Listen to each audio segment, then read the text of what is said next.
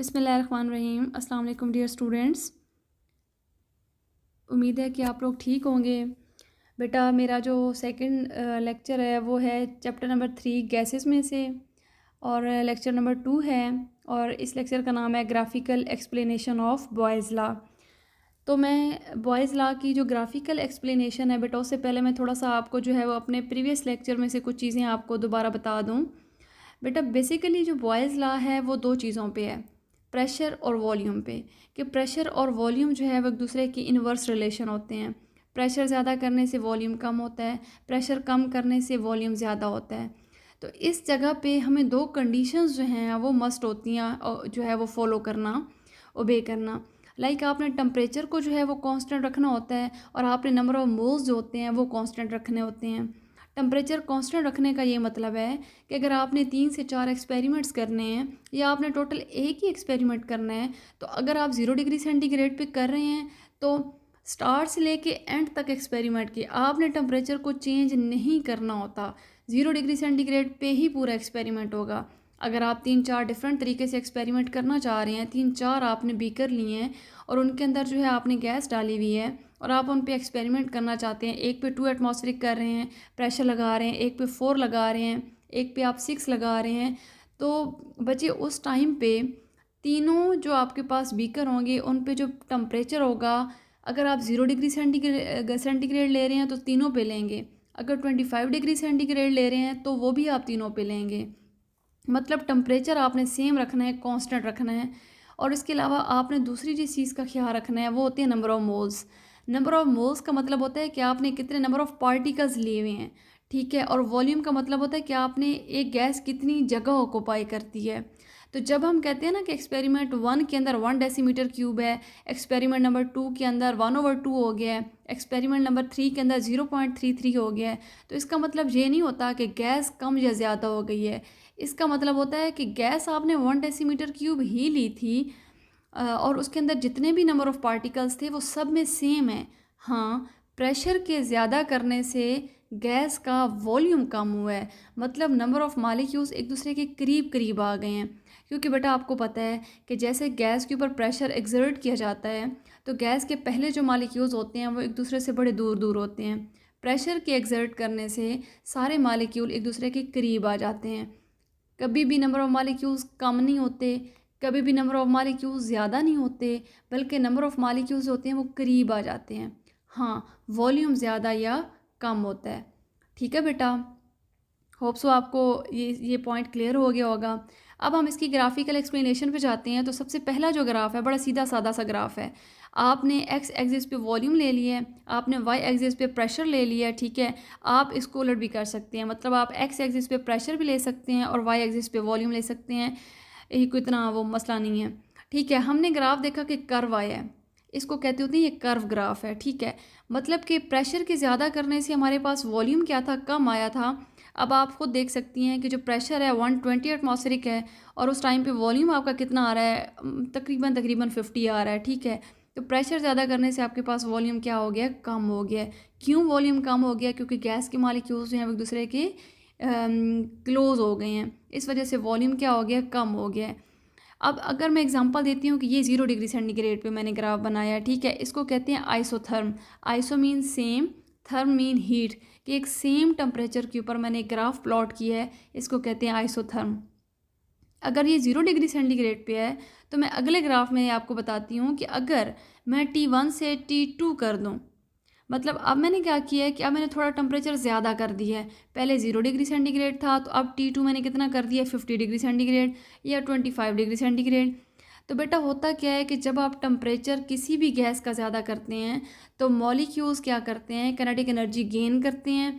उनकी kinetic energy ज़्यादा होती है, वो ज़्यादा वाइब्रेट करते हैं, एक दूसरे से दूर जाते हैं। तो उनका उस गैस का वॉल्यूम जो होता है वो टेम्परेचर के ज़्यादा होने से गैस का वॉल्यूम ज़्यादा हो जाता है।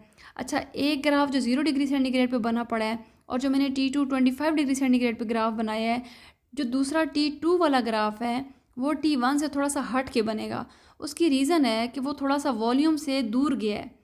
वॉल्यूम से दूर जाने का मतलब है कि वो बेसिकली ये रिप्रेजेंट कर रहा है आपको कि टेम्परेचर के ज़्यादा करने से गैस का वॉल्यूम जो है वो ज़्यादा हो गया था। इसलिए ग्राफ थोड़ा सा दूर जाके बना है। अगले में हम देखते हैं कि प्रेशर और 1/v, 1/v को कहते हैं इन्वर्स ऑफ वॉल्यूम।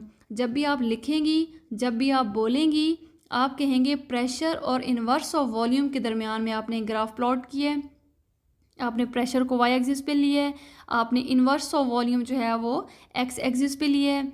तो बेटा वैसे तो आप कहते हैं कि प्रेशर और वॉल्यूम जो होते हैं वो एक दूसरे के क्या होते हैं, इन्वर्सली प्रोपोर्शनल होते हैं, लेकिन इस ग्राफ में आप देखेंगे कि प्रेशर और इन्वर्स ऑफ वॉल्यूम एक दूसरे के डायरेक्टली रिलेटेड होते हैं। हालांकि ऐसा होता नहीं है, प्रेशर के ज़्यादा करने से कहाँ वॉल्यूम ज़्यादा होता है, या प्रेशर के कम करने से कहाँ वॉल्यूम कम होता है। लेकिन यहाँ इस ग्राफ में हम इस चीज़ को एक्सप्लेन करेंगे कि जैसे जैसे प्रेशर ज़्यादा होगा, इन्वर्स ऑफ वॉल्यूम भी ज़्यादा होगा। मतलब इसकी एग्जांपल ऐसी है कि जब हम पहले वॉल्यूम की बात करते थे तो हम वॉल्यूम की बात ऐसे करते थे कि प्रेशर के ज़्यादा होने से वॉल्यूम कम हो रहा है।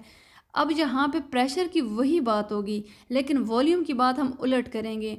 प्रेशर के ज़्यादा होने से इन्वर्स ऑफ वॉल्यूम भी ज़्यादा हो रहा है, प्रेशर के कम होने से इन्वर्स ऑफ वॉल्यूम भी क्या हो रहा है, कम हो रहा है। तो एक तरह से प्रेशर और इन्वर्स ऑफ वॉल्यूम का डायरेक्ट रिलेशन हो गया है। तो डायरेक्ट रिलेशन की वजह से जो आपके पास एक लाइन आती है, जो ग्राफ आता है, वो सिंपल सीधा आता है। तो हम टेम्परेचर बेशक चेंज करके देख लेते हैं। हमने 0 डिग्री सेंटीग्रेड पे भी काम किया है, T2 हमने 25 ले लिया, T3 हमने 50 ले लिया डिग्री सेंटीग्रेड। तो ग्राफ क्या हुआ है कि जो आप जितना टेम्परेचर ज़्यादा करते गए हैं उतना ग्राफ प्रेशर की तरफ गया है। T3 जो है वो प्रेशर के ज़्यादा करीब है, T2 वॉल्यूम से दूर हो गया है, T1 थोड़ा सा वॉल्यूम के करीब है। इसका मतलब है कि जैसे जैसे टेम्परेचर को इंक्रीज़ करते हैं, लाइक T3, जैसे जैसे टेम्परेचर को ज़्यादा करोगे ग्राफ वॉल्यूम से दूर होता जाएगा। वो आपको रिप्रेजेंट करता है कि टेम्परेचर के ज़्यादा करने से कोई भी गैस हो उसका वॉल्यूम क्या हो जाता है, ज़्यादा हो जाता है। बट इस ग्राफ के अंदर प्रेशर ज़्यादा हुआ है तो इन्वर्स ऑफ वॉल्यूम भी क्या हुआ है, ज़्यादा हुआ है। जैसे जैसे ओरिजिन इसका ज़ीरो होता है, ठीक है, जो कॉर्नर जहाँ से ये लाइंस निकल रही हैं वो कॉर्नर है। अगर आप प्रेशर को रिवर्स करेंगे तो प्रेशर ज़ीरो होगा, वॉल्यूम को रिवर्स करेंगे तो वॉल्यूम भी क्या हो जाएगा, ज़ीरो हो जाएगा। जहाँ से ये लाइंस निकल रही हैं वहाँ पे इनका प्रेशर और वॉल्यूम ज़ीरो है, जहाँ जहाँ ऊपर चलती जा रही हैं वहाँ पे प्रेशर और वॉल्यूम क्या होता जा रहा है, इनका ज़्यादा होता जा रहा है। तो हमेशा प्रेशर और इन्वर्स ऑफ वॉल्यूम जो है वो एक दूसरे के डायरेक्टली रिलेटेड होते हैं। प्रेशर के ज़्यादा होने से इन्वर्स ऑफ वॉल्यूम भी ज़्यादा होता है, और प्रेशर के कम होने से इन्वर्स ऑफ वॉल्यूम भी कम होता है। लास्ट वन आपके पास ग्राफ है कि PV, आपने इसकी पूरी जो डेरिवेशन की थी छोटी सी थी कि प्रेशर और वॉल्यूम का जो एक प्रोडक्ट होता है वो कांस्टेंट होता है।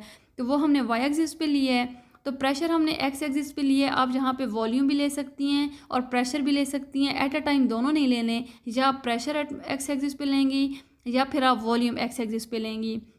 तो यहाँ पे भी हमने देखा कि क्योंकि PV बराबर है कांस्टेंट के, तो जो भी लाइन आएगी वो सीधी ही आनी है। ये बड़ा सिंपल सा ग्राफ है कि एक दफ़ा आपने टेम्परेचर T1 किया है तो वो फिर जो है ना एक्स एक्सिस के थोड़े नज़दीक लाइन आपने सीधी बनाई है। जैसे आपने टेम्परेचर ज़्यादा किया है तो ऑटोमेटिकली गैस का वॉल्यूम ज़्यादा था, तो वो थोड़ा सा जो पैरेलल लाइन आनी थी प्रेशर के, वो थोड़ी सी दूर जाके आपने सीधी लाइन बनाई है।